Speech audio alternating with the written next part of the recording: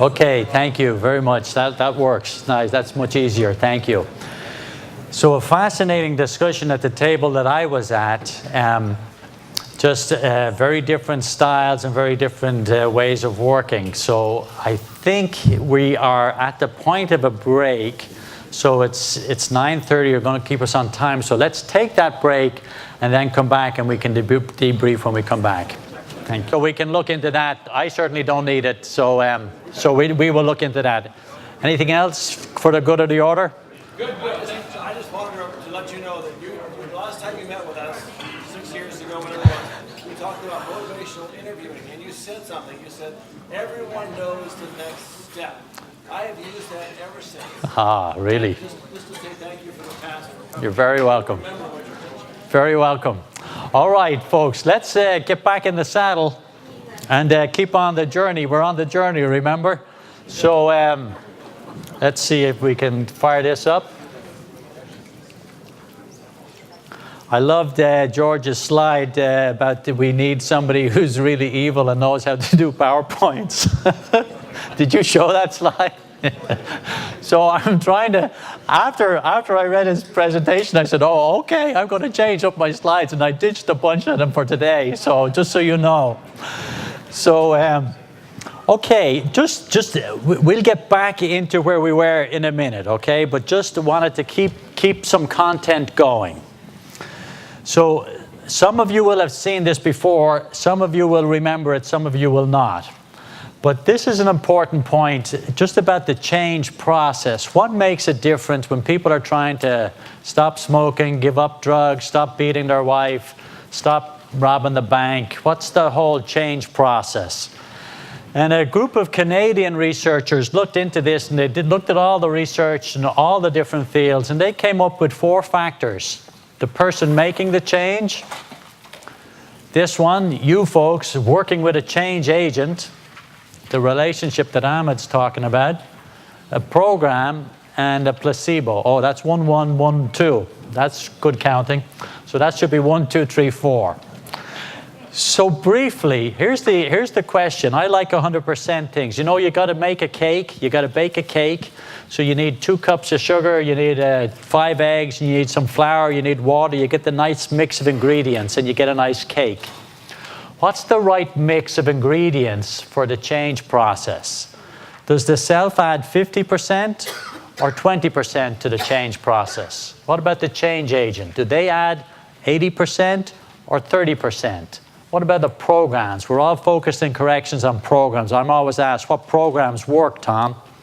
And then this placebo effect. The placebo is, you know, you give people a sugar pill, and they think they're getting a real pill, and they get better. Right? So how would you add up the percent? Just take a second, like 30 seconds, and jot down your percentages for these different things here. How would you apportion the change process? What's most important? Don't be looking up the notes. It's in the slide, so you can see the answer if you want. So let's just hear from somebody, one person. Let's give your percentages. Yes. 50 with self, 20 with work, 20 with program, and 10 with placebo. 50, what was 2? What was the second one, change agent? 20. 20? 20. 10. 10. Anybody got something that looks different? Dan? 60, 20, 10 and 10. Not too much different, kind of similar. Somebody different, a different way of looking at it. Yes, sir.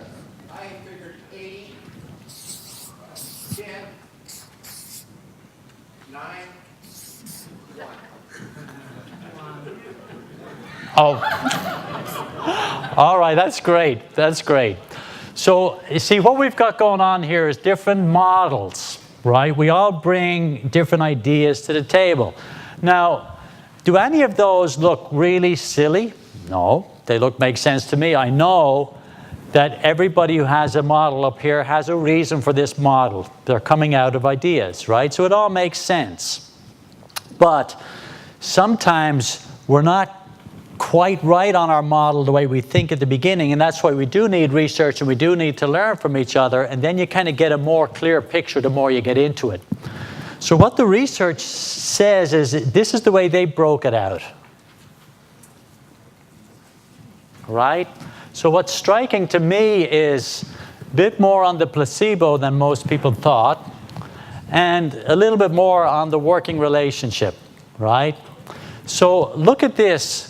Yes, you have a question? Well, I'm wondering how you define the placebo in our context. Yeah, in our context, it would be this. Let me see.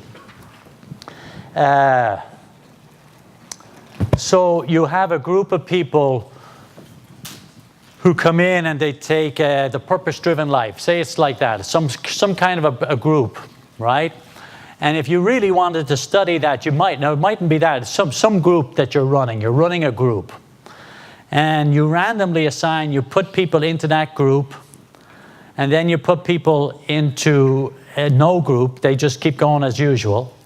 And then you put people into, you say, hey, we're going to give you this book to read, and it's going to change your life.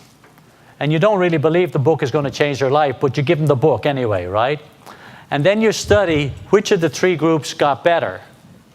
And what you find is that this group will have gotten better, and this group will have gotten better, but maybe no different.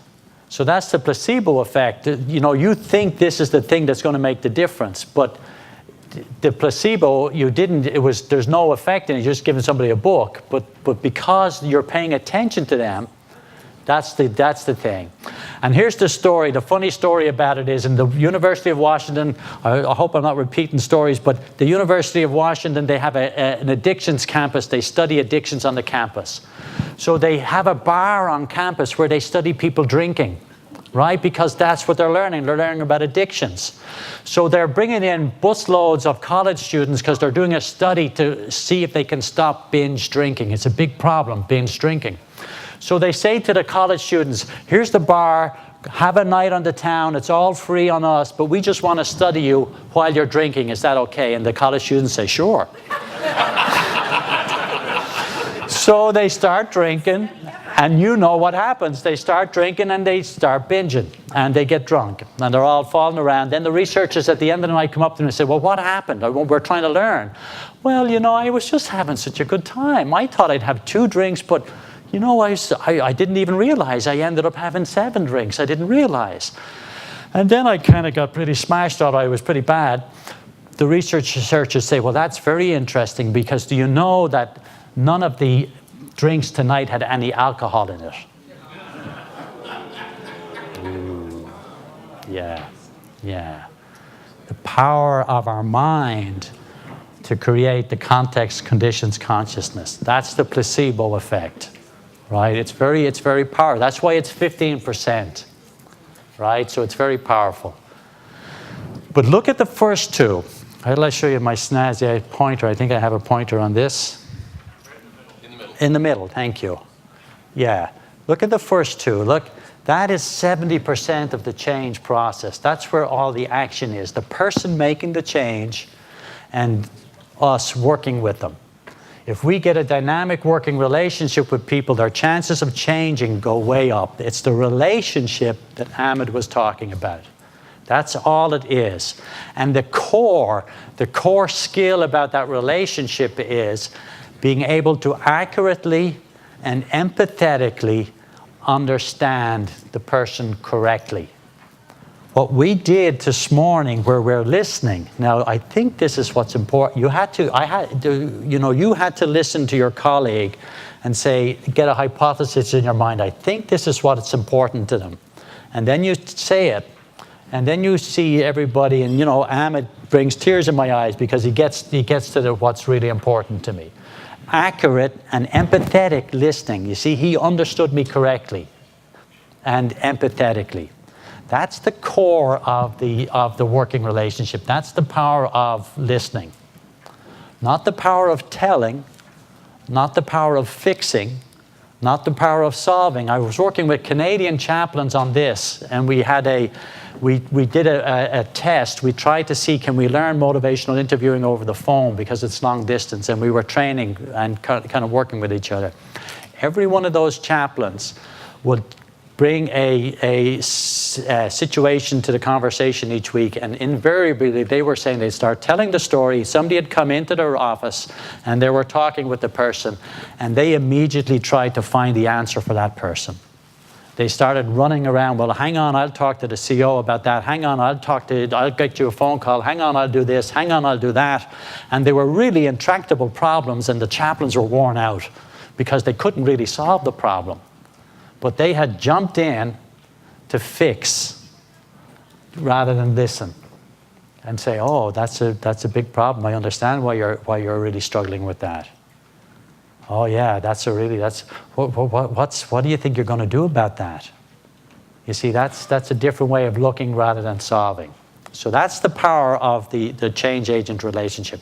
Let me show you how it works in practice. This program here, this is a great program for working with juveniles. It's been studied all the time, and it works. It reduces recidivism. It lifts young people out of crime, right? So, however, look at this.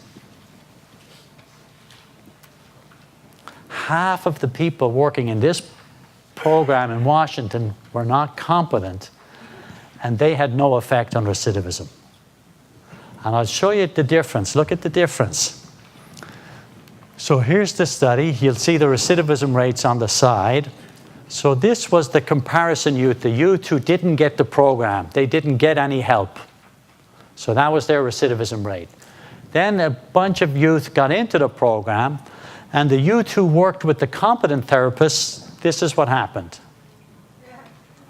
So they got a good therapist, they were competent, and that's what happened. Now, what about the youth who got into the same program with the therapists who were not competent? That's what happened, yeah. Now, here's the thing. That's not a problem about the therapists. They could have been competent, but they were not given the right training, the right coaching to be competent. They were said, come into the program, here's how you do it. Okay, you got it, yeah, I got it, do it, right? And they didn't have it. So it's not about the people. I was working in the Department of Corrections for 10 years. I didn't get coached once. I got no training, basically. They put me into 2 weeks of, new employee orientation, the most boring 2 weeks of my life, which was all about, what it was all about, right? So I did not get the kind of training that I needed and coaching that I needed to be competent. This is why I had my hats off to ACCSS to pull off this conference, right? I know they're spending $50,000 or whatever it is, for you folks to be here. It's important, but it's training. We also need coaching, and we don't get the coaching yet. So this is where I'm trying to get you folks working with each other to coach each other. Today, that's what we're doing. I don't know if you noticed that, but we're actually coaching and working with each other. We're learning together. It's not just training, right? So here's another example, just one more quick one, but I want to show you this one. Here's a study in Canada. This is about the coaching part, right? So they had officers in the control group who were not trained, and that was the recidivism rate of their clients. This is probation officers in the field. And then they took officers who got training and low coaching. That was their recidivism rate. This is before the coaching and the training happened. And then they had a third group who were the worst group, and that was their recidivism rate, right? So then they trained them, and they either gave them a low amount of coaching or a lot of coaching. And training is like this, but coaching is tomorrow I would go with you to your institution, and I'd sit with you and watch you working with inmates and say, hey, do you see what happened? Keep your elbow here. Do you see when you did that, do you see the effect it had on the person? It was really positive. But when you did this, it dropped the ball a bit, so you need to keep your elbow up. That's what coaching is. So we would need to go out with you into the field, right? So look what happened in the study. So here's the no difference. See? It's stunning, right? Now, there was no change. Listen to this. There was no change in the inmates, the same kind of risk level of people. The only change is the officer. This is not about people, the people on probation changing. This is about us, right? That's what that's about. When we change, when we learn and develop, we are more effective. Yeah. STICS, it's a strategic training initiative in community supervision. So it's a Canadian. What happened is they had been training in Canada for years. And they were training the principals. And then they said, okay, now we've trained, let's go out into the field and see what's happening. And they went into the field and they were horrified because the officers weren't doing what they'd been trained in. When they asked the officers, are you doing that? And they said, oh yeah, we do it all the time. It makes sense. You know, it makes sense. Yeah, we got it. We understand that we're doing it. But their behavior, they weren't doing it. They said, oh my God, this is years and years and years of training, so we've got to get something different going. And it's the coaching thing that makes the difference. You know it. You go to a training, you get the book, you go home, you put the book on the shelf, and you keep going, right? That's what we need. We need feedback. Yeah, that's why I'm kind of trying to do that with feedback here with you. So let's do another little bit of feedback, right? Let's do it, but I'm going to be a little bit more like an enforcer, right? You'll know what that means in a few minutes. But here's what I want you to do, but this time I want you to do it a little bit differently. I want you actually to get up from your table and go and find a partner at another table, right? So you need to change your tables. It's good to stand, you know, you get your heart going again. So I just want to take care of you that way. And do this with your partner this time. Imagine, I want you to imagine that one big thing that you would like to change, you wish you could do something different. Just allow yourself, imagine in a year's time, you are now different, right? In a year's time, you have done what you've always wanted to be able to do. There's some new thing that you're able to do. Tell the person what it's like. So just give yourself free rein here to imagine that you've completely changed, and tell your partner what it's like. Tell them what the change is, and tell them now what your life is like as a result of it. And again, your partner listens and tells you two things that are important to you. But here you see now why the partner is important, because you're going to be imagining and telling this story about yourself in the future. And I want you to learn a little bit about what's important to you. And if you don't have somebody listening to you, coaching, listening with you, you may not get there. So your partner is going to be very important who's listening. And then the same thing, something I like about you as after listening to your story, right? So let's try that, and I'm going to do it, let's do it 5 minutes for each person, so because we're not getting the switch around. So yeah. You know, we're changing tables. So I want you to change tables and get a different partner, and then I'll call 5 minutes and then switch. You stay with your partner and you turn. They have desire, or they say, I need to do this, I want to do this, and they're able to speak about that. That's the change process in action. It's already happening in front of you. So again, the power of listening, the power of dialogue to bring out this change process. Were people able to imagine in the future that the change had happened? How about that? Had people able to get there? I was just kind of curious about that. Okay. All right. So let's take it just a little bit deeper if we can.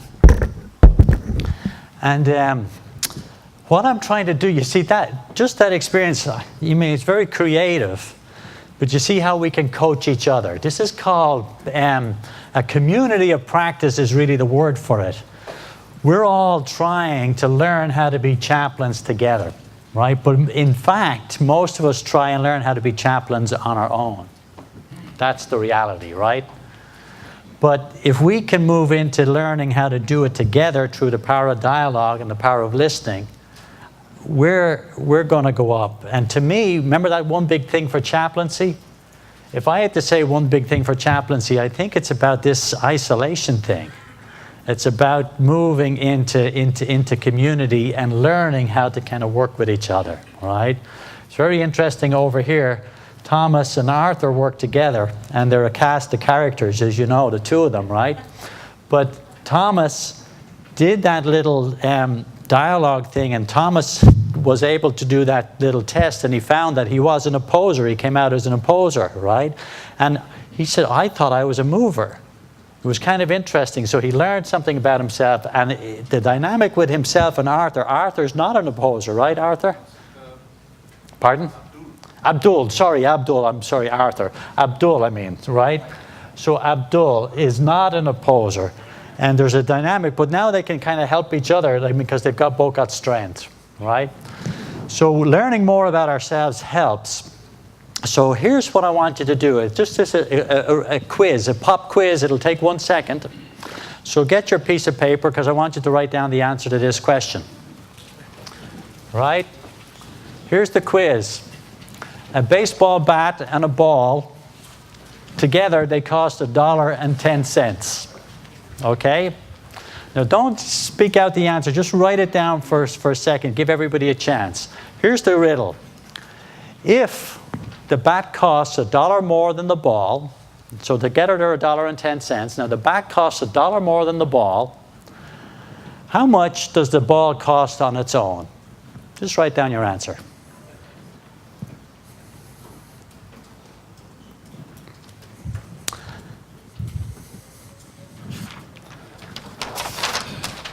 Okay, let's see. What answers have we got? 10 cents. 59 cents. 5 cents. 9 cents. Okay, let's do it this way. How many people, the first thing that came into their mind was 10 cents? Now look around. Everybody keep your hands up. Look around the room, right? Everybody basically, the first thing that comes into your mind, oh, it's 10 cents. It's clear, right? That's what I did. I said, oh, it's 10 cents. Is it? Ah, yeah, no, it's 10 cents, and that was my answer, right? Now, someone said 5 cents, right? What happened in your mind? I knew they were wrong. Opposer. Tell us the process in your mind. You speak up, yeah. It has to cost $1 more. So if it, I wrote it down somewhere. No, but did 10 cents come into your mind first? Yes. Yes. So In my mind first, so I knew that was right. so he knew 10 cents came into his mind first, and then he said, oh, I don't think that's right. And then what did you do? Well, I wrote an equation before. It's like x plus $1 equals $1.10. And then we subtract that and divide by 2. Okay, you hear that? Can you follow that? Right? But you see, this is what it is, right? This is what happens in our mind. This is the way our mind works. You get a quick answer, 10 cents, and that makes sense, and it's a good enough answer, and you go on about your life, right? In other words, we're like catch the bus, oh, it's over there, yeah, I think I'll go this way, I'll get oh, it worked, right? Most of our life works at the 10-cent level because we don't need to be so precise. But 10 cents turns out to be the wrong answer, and to get to the right answer, you have to do what he started doing. You have to think slow. You have to start doing a bit of math, and let's do it together. Okay? I'll show you how it works, right? So you've got $1.10 for both, right? The bat plus the ball. Now, the bat costs $1 more than the ball.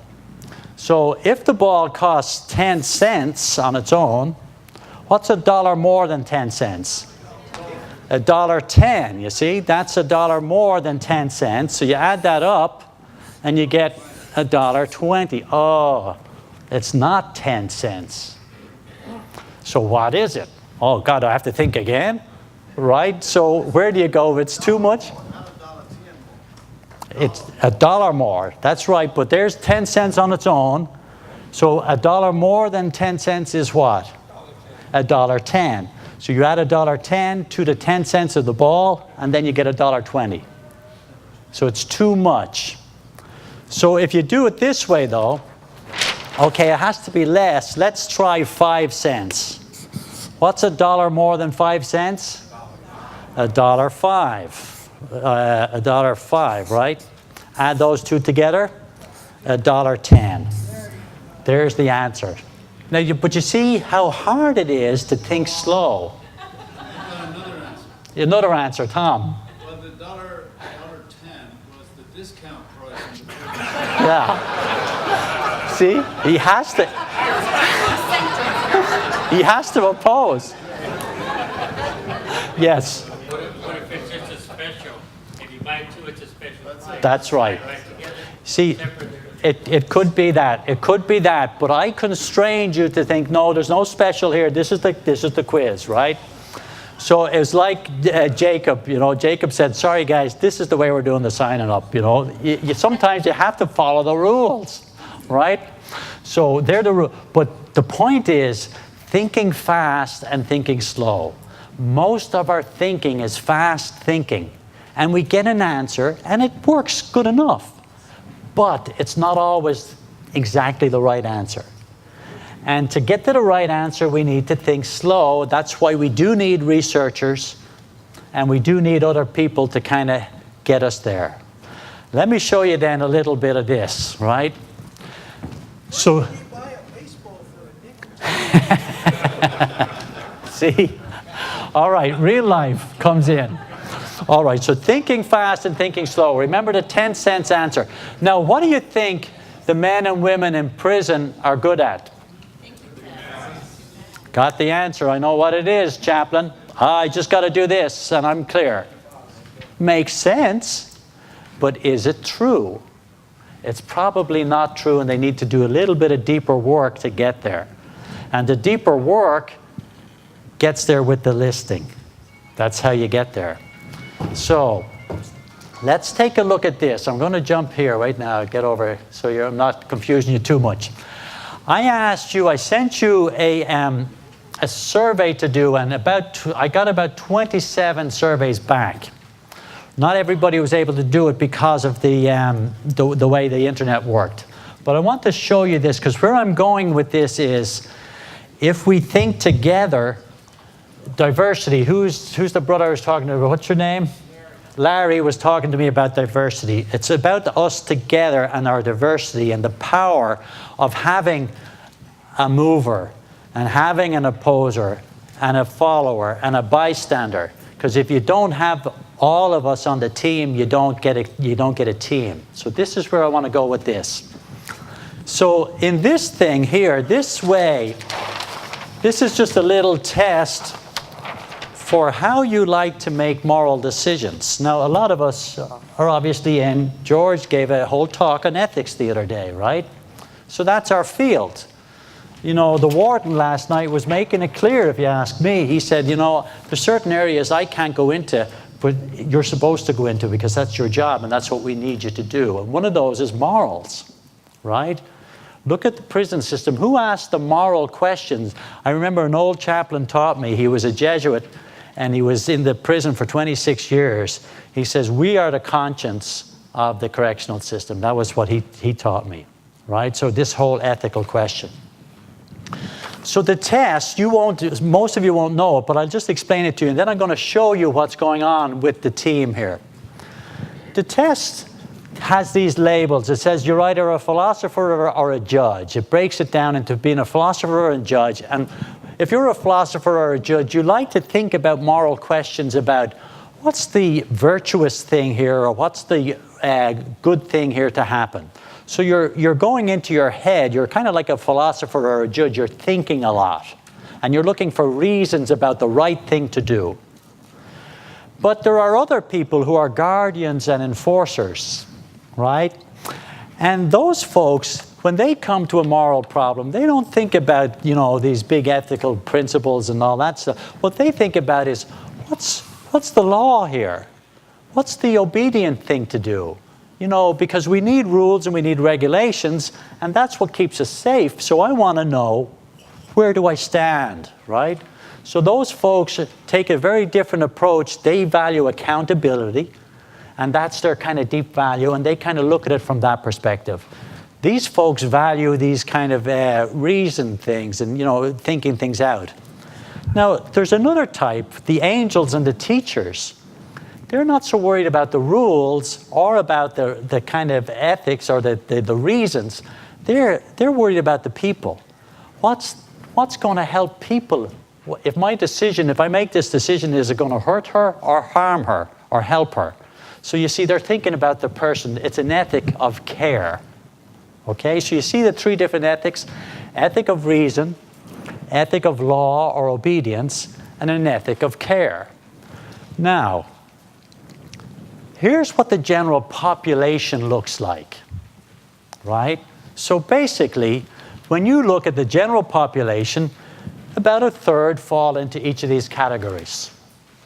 Okay, makes sense. There's a lot of people out there, and we all have different ways of doing it, so that's how the general population does. Now, I'm teaching criminal justice at a local university, so I give this test to the students because I want to find out where are they coming from.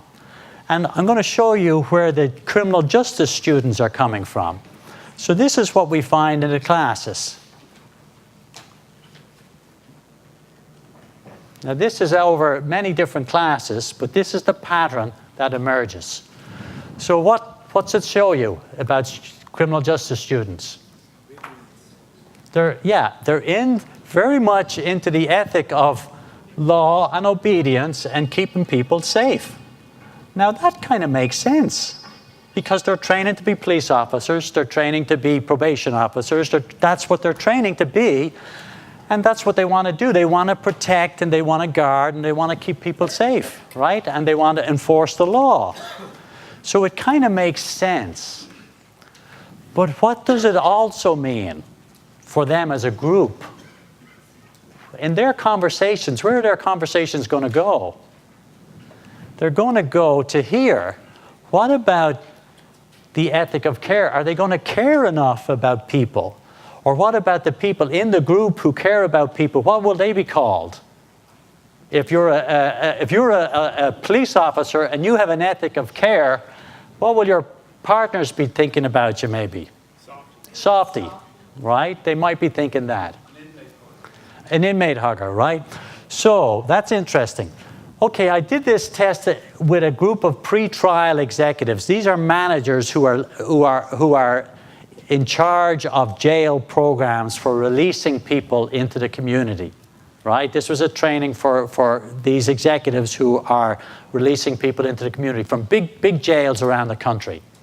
So what do they look like? This is what they look like. Wow, that's interesting. So they look very different. Where are they focused?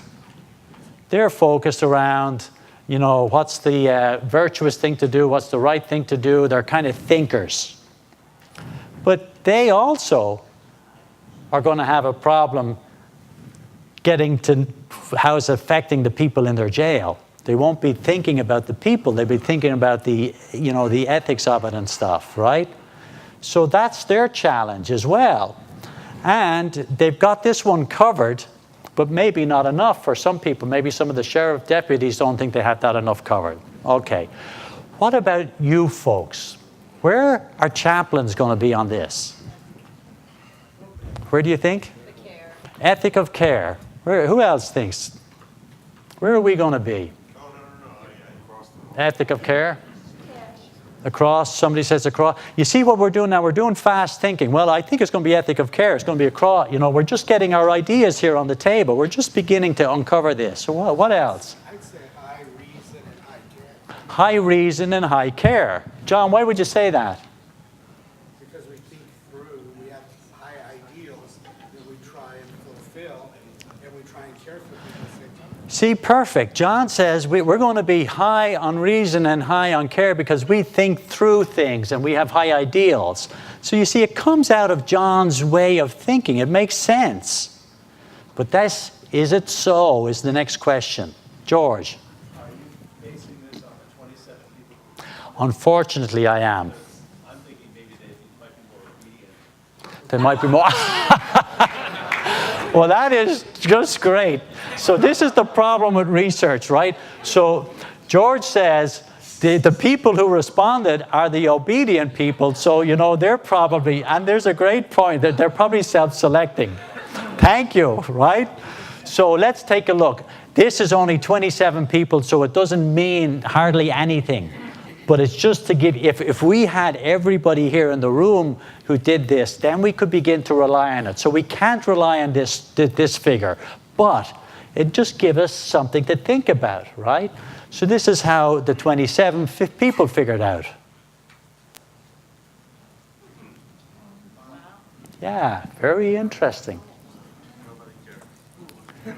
Ethic of care is the lowest, and two higher on the two other ethics. Yes? It might matter what stage you are and what system you're working in. I'm sure it does. I think I would imagine, and I'm not unlike most of us, which is actually, I think, starting out in a great deal of approaching things from, I would imagine, from the highest kind of ideals or whatever, from, I guess you could call it reason, but you're also talking about sort of higher thinking, or higher rationality, so it's sort of an ideal, I should say, a certain kind of ideal. And I think also probably higher ethic of care. I guess when I got to the ethic of obedience, at least how you described it, if I'm understanding, maybe I'm wrong. When you were talking about the angel and the other, the teacher. The teacher, yeah. How does that, was that more aligned with That's the ethic of care, the angel and the teacher, yeah. and how is it going to affect the actually People. What's, you know, because I'm not sure, I can't really enforce the rules, but I can take care of people. I don't, you know, if the rules say this and I think it's going to harm the people, I let them do it.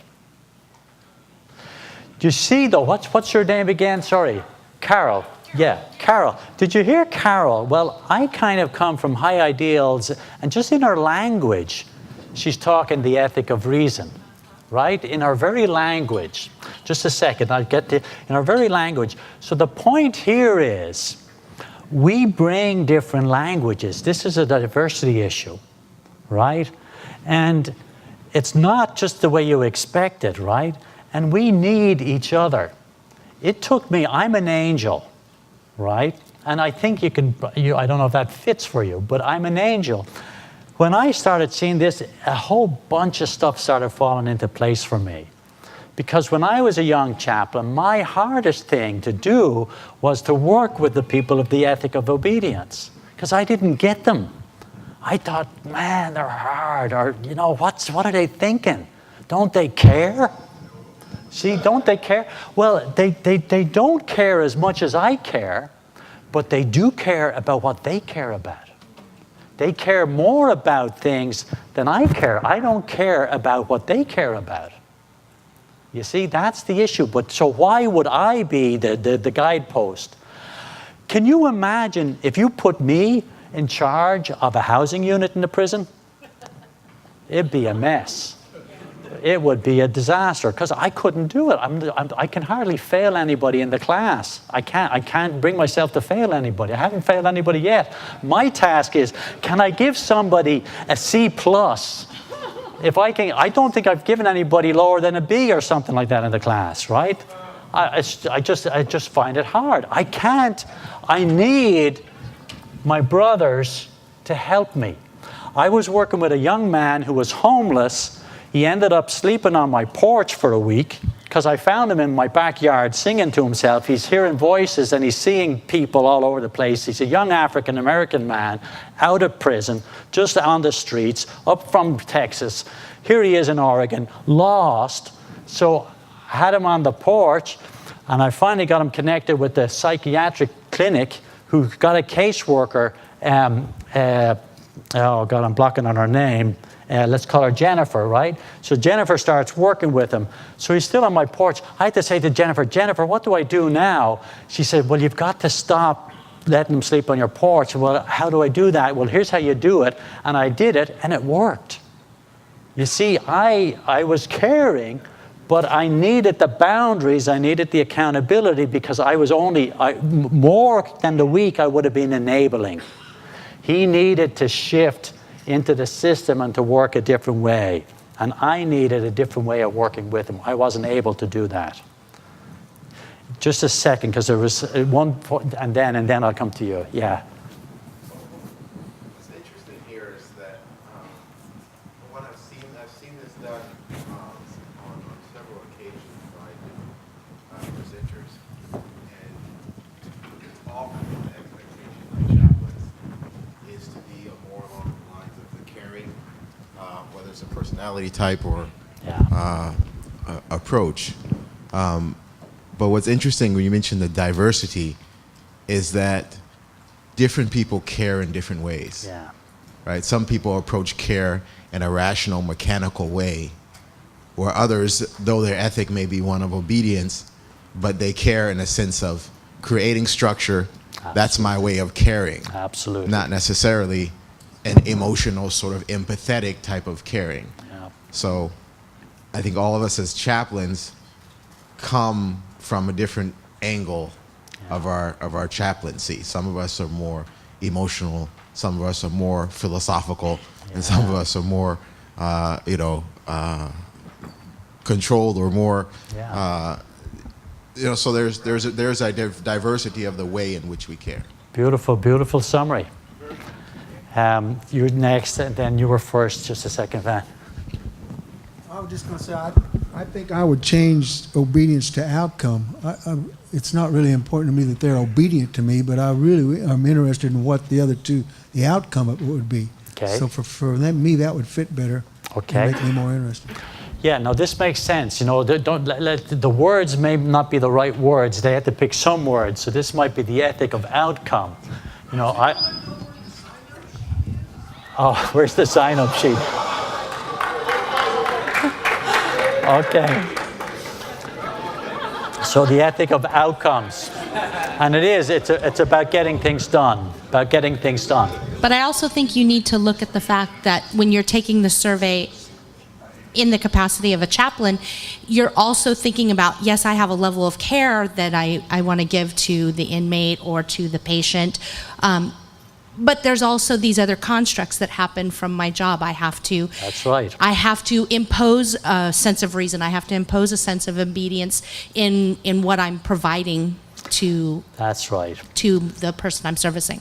That's right. That's well said. Because this is what happens here. You see, when I'm working with a group of my colleagues and they're mostly like this, it's hard for me. Right? Because I need to fit in here. But my colleagues, the challenge for them, the change that they need to make is to value Tom, the tree hugger, or whatever you want to call him, right? So that's, you see, these are the tensions that, can you imagine a prison with 300 staff and we're all coming from these different angles? This is the power of dialogue, but this is why dialogue is hard. And this is why collaboration is hard, because we are all coming from different angles. Just a quick question. In the email, you said you had an idea how it was going to turn out. Did it turn out the way you thought it was? It did. It didn't actually. Where it turned out, I thought what happened was when the first results were coming in, it was coming in strong here. Right? I didn't realize it would be this dip though. That's that's why I sent out, please, can you send, because we just need more data for this. This is the first time I've ever looked at a group of chaplains, so this is completely hypothesis. I have no clue if this is the way our pattern is. But that's what happened. So it stayed there for me, but it also shifted a bit. That's a great question, thank you. Yeah. All right, yes, Van.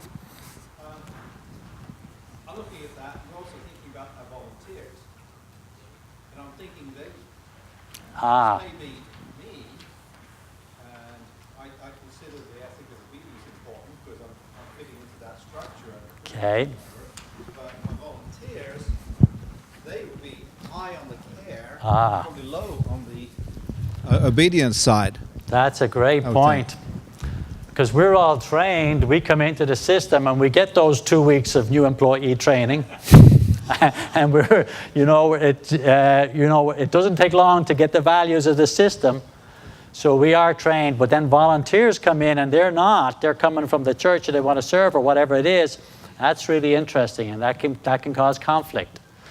But our systems, I think, are not flexible enough to hold everybody. What we're trying to get to is a dialogue container that is capable of holding all of this so that we can kind of push and shove against each other and work with each other in a safe way that brings about this higher level of dialogue and meaning. Yes, John. I find it interesting that there's only about a 10% variance. Okay. That it could turn. It could turn anyway. It could turn out that all three of them are fairly close right across the top. Well, that's a good point here, because the way this chart is looking, it may look like that as a group, chaplains could be closer to the general population. We could be a more balanced group than this group. Who said, Ahmed, you said your wife has a kind of order. You don't understand it, but it's a kind of order, right? Here's the thing. I wonder, I don't know. When you said that, I wonder, because there are people, there are things like this where you like a kind of it's a hierarchical approach, right? I don't know, I can't spell when I'm up here, so I know that's wrong, right? Hierarchical, top down. Yeah, it's Irish, yeah. So that's an order. That's clearly very ordered, right? So it's oriented towards the leader, right? And everybody goes that way. There's another order which is more community, right? And that's the circle. That's where people are oriented towards the team. There's one different order, and my hunch is that a good few chaplains fall into this one. It's called random. Random. How many people have worked with somebody who's random? This is like the... Thomas, I'm wondering. This is like the Silicon Valley people. They're in their office in their pajamas and their slippers, and nobody knows what they're doing, but they're really creative, and they're doing brilliant stuff, but they ain't oriented. They don't care about the team. They don't care about the boss. They're individual, and they have this really incredible, it looks chaotic, but it's actually a different kind of order. So it's very interesting. All right. Well, this is good feedback, so I'll try and bring that in. Let's see where we go, because the diversity thing, Larry, the thing I'm trying to stress here is the more we're able to read the room. If we're in a room and we have an ethic of care, I have an ethic of care, I'm an angel, but I might be in a situation where it doesn't call for an angel, it calls for somebody who's a guardian or an enforcer. If I know that, I can take that role if that's what's needed, right? Or if I'm at a meeting and I'll give you an example. I was at a meeting and I'm a mover in terms, it makes sense, right? In terms of the 4-player action. So I'm at a meeting and I make a move, and I made it with some passion the way I usually do. Oh, this is what we should do. Amo opposed me and said, Tom, I'm afraid that's not going to work because I've tried that before, and here's why it's not going to work. So he opposes me, and then he makes a move. This is what I think we should do.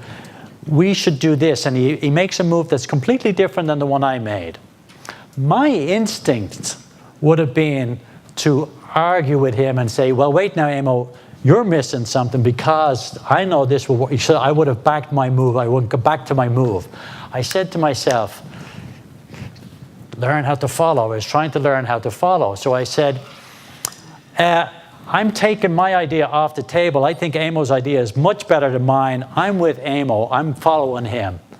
Well, a ripple went through the meeting. And we suddenly decided that. And then we went on to the next thing. And we decided that it was the best meeting we've ever had. And it was me deciding to follow Amo that changed the whole thing. I mean, I could see it was almost visible. And then I'm sitting there saying to myself, because I'm a weak follower, I'm a strong mover and a weak follower, I said, wow, this following thing, this is really cool. You don't even have to come up with ideas. You don't have to think. All you do is say, I like this. I mean, it's really cool. So, you see, I'm trying to move into that. So, depending on what the room needs, then you can kind of do it. It's the diversity thing. It's trying to move into different ways. Because the 10 cents thing and the thing, I just want to stay with that for 1 second. Look at this, the move, follow, oppose, and bystand. This was another team I worked with. And I sent out this application. There's another little free application, 99 cents, that you can do. You get a little report back on your style. So I had these people do it. And look what happens. Here's the average of the group, right? So for this group, they were the weakest in oppose, but pretty balanced across when you add everybody together. But look at Bill. Oops, right now the wrong way.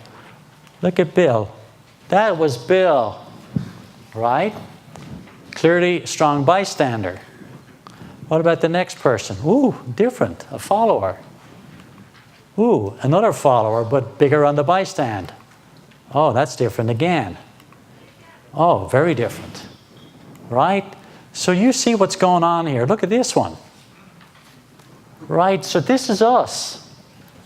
Right, and if you put us all together, what do you get? Wait till I show you. You get, oh, wait now, sorry, you've gone too far. Well, you get a mess when you put all those lines together. Right?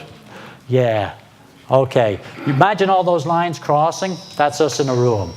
All right, let's go to the next PowerPoint.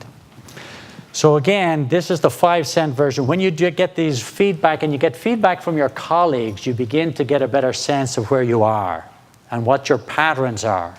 Because we do fall into habitual patterns. We all fall into the pattern of moving all the time. It's our one trick, you know. Well, how do you learn? How do you kind of do this and then you're able to do more stuff, right? Okay. Yes, Thomas. You do something like that on the 47 you got. On the 47? Yeah. Which 47 do you mean? The responses you got on these. Oh, on this. Okay, I'll do that after lunch. I'll put it up there. Okay. All right, so remember this question, your one big thing? So I'm just hoping that you've got a bit of a better sense of, where do I need to develop? Where's my growth? Where am I growing? You see, it's not going from bad to good. It's going from good to better. And then our one big thing. All right. So let me go into this. Who asked for change? Let's stay on change for a second, right? So I want to show you a little bit about this technical and adaptive change because it's a crucial idea, right? Because here's what happens. Organizations have a problem and it's an adaptive problem. And what do? They treat it like it's a technical problem. And that's why it doesn't change. So in our organizations, in corrections, there's an awful lot of technical stuff, right? Here's what you do it this way, top down. And remember, that's the expert approach. That works for technical things. It doesn't work for adaptive issues. So most of us are working in context where we're asked to work with people who are trying to make adaptive changes, and we're technical approach. Everybody goes into this program. Everybody does this. You know, that's the way. Everybody gets sent, and everybody, you know, it's just kind of that approach. So look at the difference between these two types of change. When you've got an adaptive change, you don't really know what the problem is. It's hard to know. Technical issue, it's clear. My iPhone is broken. I need a new iPhone, right? That's the problem. Or here's a great one. I had one last week. Oh, the toilet's leaking. I need an expert. Call the plumber, right? How much do you charge? Really? It was more than I expected. Please come, right? Because we needed the toilet fixed. So that's the technical stuff. The adaptive change. Where is my growing edge? What is chaplaincy's growing edge? That's a harder question. Now, if we're like Abdul, we want to get into problem solving. But for adaptive change, you've got to get problem identifying. You've got to get the bystander. You've got to start slowing down. Like my brother says, slow down. Let's ask the right questions here. Because we may not be working on the right problem. Okay? You've got to take time. The solutions are hard to come by. They take time. Adaptive change. Who said patience? See, I love that. That patience thing, they were working at an adaptive level when they were talking together because they slowed down and they took the patience. So they were into an adaptive way of approaching their issues because they were listening and dialoguing. That's what takes us down.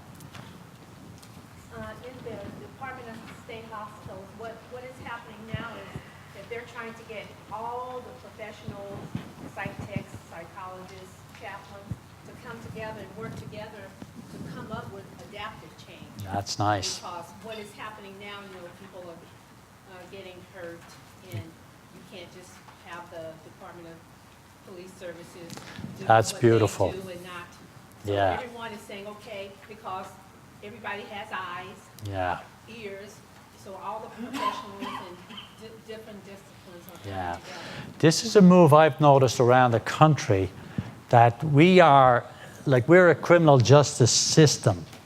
So you've got crime prevention, then you have victims when the crime prevention doesn't work. You've got victims, then you've got DAs who charge, and then defense attorneys who defend, and then you've got into jail, and you're in pre-trial, and then you go to court, and then you're in court, and then you go here, and then you go, this system, right? So we know that the system is not talking like a system. So there is a huge move to try and bring dialogue and collaboration together, but it's not happening because it's hard to do. We have to learn how to do it like we're doing today, right? That team that worked, that's a great point. I think one of our roles is to help dialogue happen. Because there is something about chaplains, I don't think it's paradox or coincidental that on that team that I worked with, they know I worked as a chaplain, so I'm there facilitating, you see? Because it's kind of a natural role for a chaplain, I think, right? So it may be our thing. All right, so the technical change, an expert, you get the plumber in, fix the toilet, but you can't, we have to change chaplaincy. Who knows where we need to go? We have to figure that out as a group. I can't come in and say, hey, this is what you need to do, chaplains. What would you do to me anyway if I did? Get out of here. There's a county Kerry. There's a Kerry in Ireland. There's a county, and they have a great phrase. We don't think too much of experts down here. Yes. There's a historical change happening here right now. We have a traditional change that we do try to keep, but the adoptive change is that we have more Native American spiritual advisors. Yeah. See, and that's the change. That's beautiful. For us, and learning to adapt to speak that same language that you're speaking about. Lovely, lovely. And there's an adaptive change because I was here, I can't remember, but a couple of years ago, there was not the same cohesion that you have got as a group. It's beautiful to see.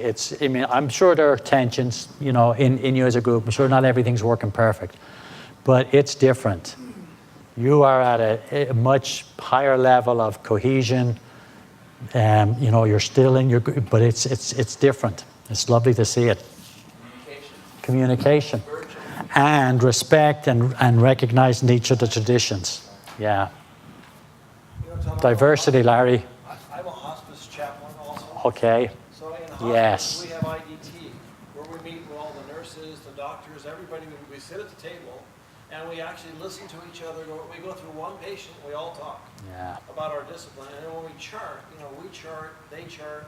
We can read each other's chart before I call a family. I look to see what the social worker did, what the admitting nurse did, do the family profile, read all that, then I make my phone call. But what I'm saying is we're actually communicating with each other in hospitals. That's at great. The hospital. At the prison, we have None of them. We're not included in the meetings with the officers or with anybody else. So the end result is we're just isolated in a little corner doing something. Yeah. That's part of the problem. So in the hospice, they all, they have the interdisciplinary teams, but in your prison, it's not like that. It's kind of we're isolated in our own corner, and that's a problem. And that's an adaptive change because the whole structures, that's the way it works. So for you to be included, everybody else would have to shift a bit. The whole thing would have to shift. So that's a very crucial thing. Let me just finish. Go ahead. No, go ahead, Lexi. I'm thinking like part of that is because we're more adaptive in the way we relate because our inmates Yeah. and the COs and the rest of the structure is more technical.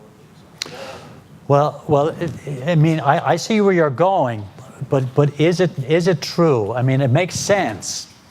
With the warden that was here last night, he sounded like a pretty adaptive guy to me, right? So we can say, well, they're not as adaptive as we are. We've got to be, because once we get into that, we're kind of saying, there's something about them that's wrong and we have it right. But it's usually different. It's just usually different. I'm not sure it's right or wrong. Because we, and I'm sorry for the chaplains who are not from prisons, but in this country, we do blame people. If you do something wrong, you are blamed. And the tradition is you're supposed to be punished for that. But this is moving from blame to understanding. How does Abdul work, or Ahmed think differently than I think? If I can understand and if I can relate, which we can relate, it's not about, it's from blame to understanding. All right, let me just keep going to get a few things up here. This is important. Adaptive change, it's not just change in one place, it's change across the whole organization. Do you know that in solitary confinement, we have, I think, the equivalent of the Super Bowl. That's how many people who are in solitary confinement in America today. That's a lot of people. The UN came out and said beyond 15 days in solitary is equivalent to torture because damage starts happening after that. We just released somebody from 40 years of solitary in Alabama, is in Georgia or Alabama. 40 years they were in solitary. They were ordered to be released by the court. 2 days later, they died. Now, Germany doesn't use solitary. The max they'll do is if somebody needs a day or 2 days, that's it. They don't use solitary. What do they know that we don't know, right? But can you imagine if the organization didn't use solitary, everything would have to change. That's why it's so hard, these adaptive changes, because not only the chaplain's job, the warden's job, the units, the whole thing would have to kind of switch. Now, here's the other thing that's important, anxiety and discord. When you have a broken toilet and somebody's going to change it for you, fix it, you don't mind. You're happy. So most people like technical change. Oh, a new iPhone? Yeah, that's kind of cool. But this other kind of change causes us anxiety. Why? You mean I have to change? You mean, right? So that's the issue here. It does cause anxiety, but we kind of need anxiety and discord because it's normal. When you hear people saying, oh, they're resisting change, what are you thinking? There's a judgment in that. You're saying, oh, there's something wrong with them. They're resisting change. No, they're anxious about it. They're not sure they want to go there. It's just normal. It's not resistance that they're doing something wrong. It's just normal resistance. So the men and women that you're working with, when they're not sure they want to stop taking drugs, or they're not sure they want to stop hanging out in the yard or beating people up, that's normal. It's just kind of ambivalence. That's all it is. And if you can listen, people will move through that ambivalence. All right, and then the values and the roles. Now, you see, what you're talking about is a change in roles and relationships. You see, you're talking here about a change in roles and relationships. How do chaplains' roles in the department operate with all the other roles? If we're a system, we do need to shift those roles a bit. Because we're seen as the hug-a-thug people or whatever, but it's not true. We're across the board. We know about rules, we know about regulations, we know about all of that. We can do that. So we're being stereotyped into a role that is limiting. It's just limiting. It's not enough. And it's not complex enough to meet the needs of the situation. Because the situation is so complex. That's what human life is like. We need to have different roles. Okay. Now look at this. Just quickly go to this, because when you're leading adaptive change, and you are all leaders of adaptive change, if your job is to help adaptive change happen, you have to take a different approach than if your job is to make technical change happen. If you're doing technical change and your job as the leader is to give direction, you define the problem and provide the solutions. So the warden says, okay, we need a new wing, we need a new hospital, let's marshal our resources, let's do that, you do this, you do this, you do this. I've got the problem, let's get it done. That makes sense. But if you're leading adaptive change and you're the warden, and you say, here's the problem, already you're violating the adaptive principle because you're acting like the expert. No, your job as the leader, as the chaplain, is to think, let's step back into our slow pace. Let's get back into our circle and figure out what the problem is. Right? Help the man that you're working with figure out which problem is it that they're working with. Is it the drugs? Is it their family? Is it their wife? Is it this? Is it that? They don't know. Their life's a mess. So you have to help them figure out exactly where is their issue.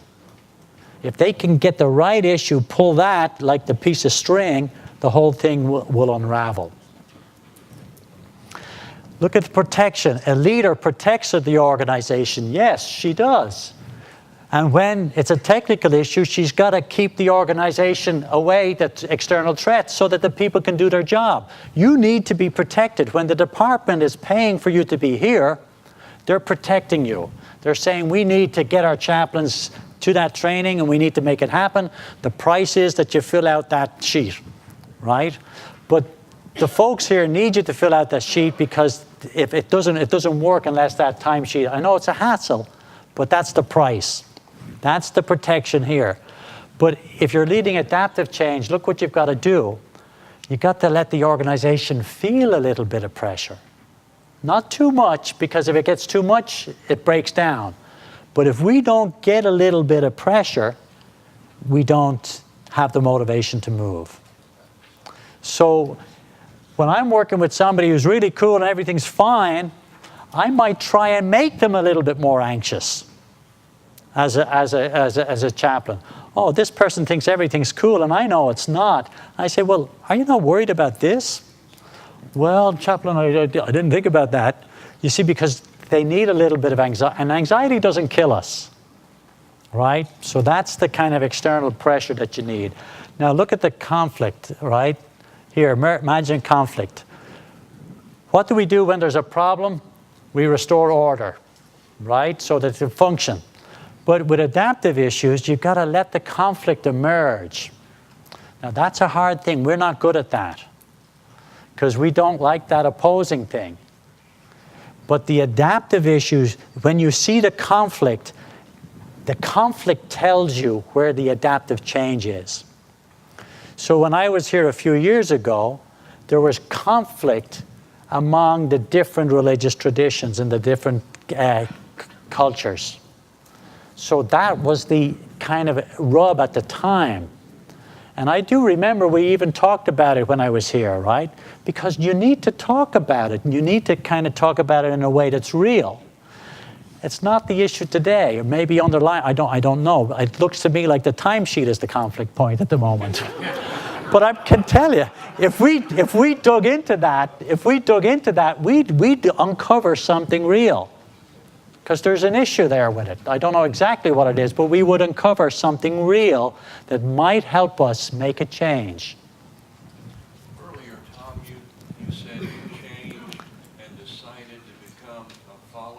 Yeah. What was your method of evaluating that brought you to that decision? Well, I got the feedback. Remember the coaching thing? The coaching is crucial. I know I can't grow unless I get feedback. So I've become a fiend for feedback. I'm asking people, can you give me some feedback? What do you think of that? And I got the feedback, and I took an assessment on what my styles were. And I got the feedback. And I said, oh, really? Is that how it works? I didn't know. I didn't. Oh, I see. And I got coaching. So Ivor was in England. Ivor's on the phone, coaching me on the phone.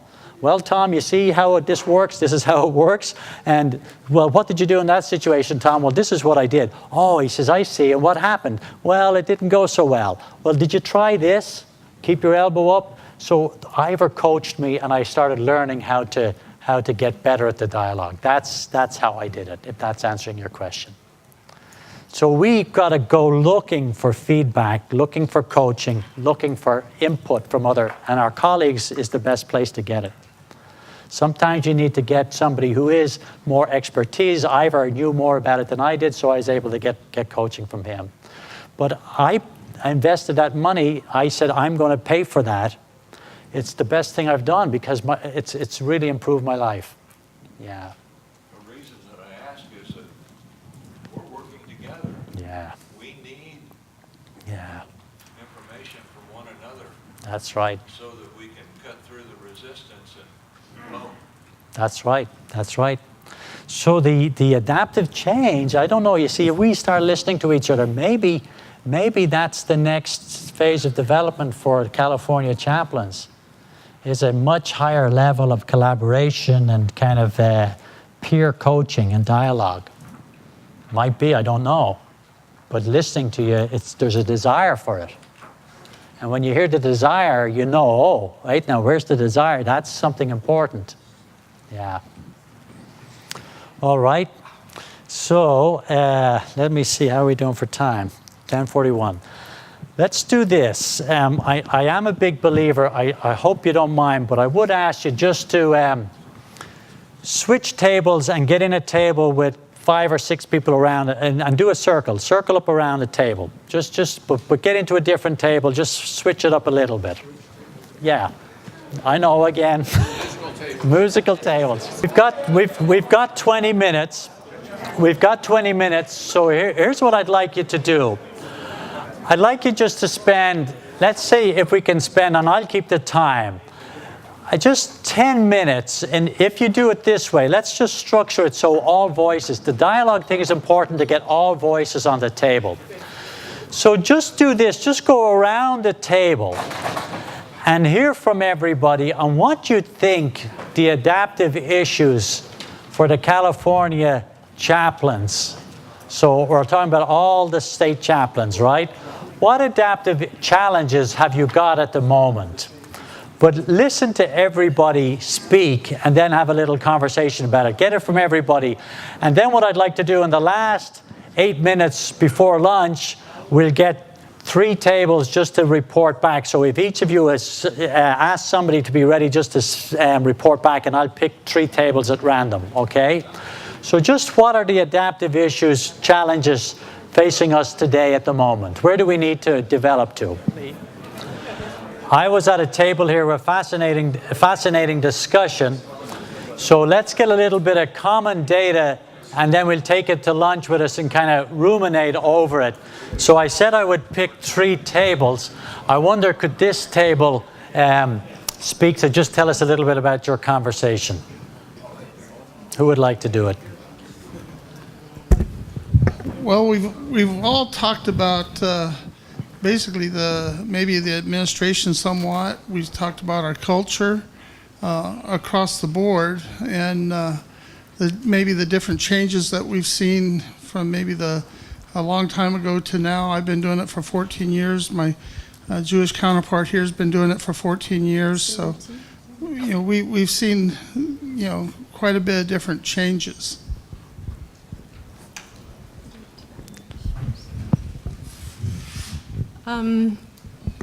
So I think one of the things about our table is we're all the quote-unquote minority faiths. And I think, speaking for myself, which is what I said, is I think sometimes we can get stuck in, because we are the quote-unquote minority faiths, being so focused on our own group that we don't reach out and support and challenge the people in the other groups, the chaplains in the other groups. So personally, I think that's, one of the occupational hazards of the minority faiths, is we get too caught up in our own little thing. And I guess the other thing I think we were sort of talking about are the dynamics between what we do and what custody does, and the importance of that. There really needs to be change on both sides, how we regard them and maybe the lack of respect we have for them, because we're always talking about the other side, right? The other way, which is, there's no question that exists. But I think we have to be more aware of our part in it. That's fascinating. Let's keep that ticking. That's great. Thank you very much. How about this table? Would you guys give us something? Who would like to speak for this table? I wouldn't like to speak, but I was. He wouldn't like to, but he's going to. We had kind of two discussions. One was focused more on the local areas of having to supervise a variety. We have a lot of new people at the table. Supervise a variety of different programs, and just the challenges of just being able to focus on every single group. And then the bigger picture was the reality that is facing both the chaplains and the state. And that is the discussion about right here, right now in this room, we kind of have the gang of five. We have 5 faith groups that are represented, but you have a lot of faith groups that are not. And so the gang of 5 have to find a way to accommodate everybody else. Otherwise, the state will be sued, and so forth, so on. So the question is, realistically, you can't, or the state don't have the funding to hire 140 different chaplains. The alternative is to not have any chaplains. So the conversation about adaptive change, what does that mean? So. Beautiful, very deep and thorny. That's exactly right. That's a big one. How about you folks? Would you like to speak? Not really. Anybody here? Anybody here? Go ahead. I think our group, we just really, I don't think we really talked about departmental problems, but we just talked about personal things that, like, what we recognized about adaptive change within the institutions, on how certain inmates and certain people kind of, we may view their lives as unorganized, but in some cases they can be extremely organized. And like, say for instance, Hamid was saying that if he takes his program 30 minutes earlier or 30 minutes later, that it can disrupt a lot of things that are going on. So sometimes we have to be more considerate of other people's adaptive changes and how they're trying to, work, and kind of give them time. Okay, thank you. So if we were to look, that's just some data, that's some input, right? But if we were to take what bystanders do, they kind of take and they join ideas, right? So if we were to think underlying those issues, there's something in common. I mean, I heard how the minority chaplains relate to the majority chaplains. I don't know what you'd call them, but for the non-minority. So there's an issue of how we relate. It's a role issue, right? You're challenging unproductive norms. There's a norm that this is the way we work, and maybe it's not right. Maybe we need to do that. I also heard another one, a really interesting one. Oh, custody and us, both sides. Maybe we need to kind of shift those relationships, those roles. There's something not working, something that's holding the mission back. It's not effective, right? Same kind of thing with how we relate to people, the inmates, and how we relate to each other. There's something there we need to shift. At this table, it was all about the value of chaplaincy in the department. Over here, your question and how we relate to faiths that are not part of the Big Five. That's a kind of another big adaptive change issue. So there's just data, but you see, that's the 10 cents idea. We'd need to take that and work it down to get to kind of real issues, right? And the whole thing is to try and stay away from the technical fix of it. So underlying those big things that we're talking about, what would I say? How would you categorize? It seems as if there's a needed shift in the value or relationship, how chaplaincy relates to the whole system and how chaplaincy relates to itself. There's an adaptive change process here. We have to really do a lot more work in terms of our relationships and our roles with the other groups in the department and with ourselves to really be much more developed if we're going to be effective. That's how I would kind of begin to get at it.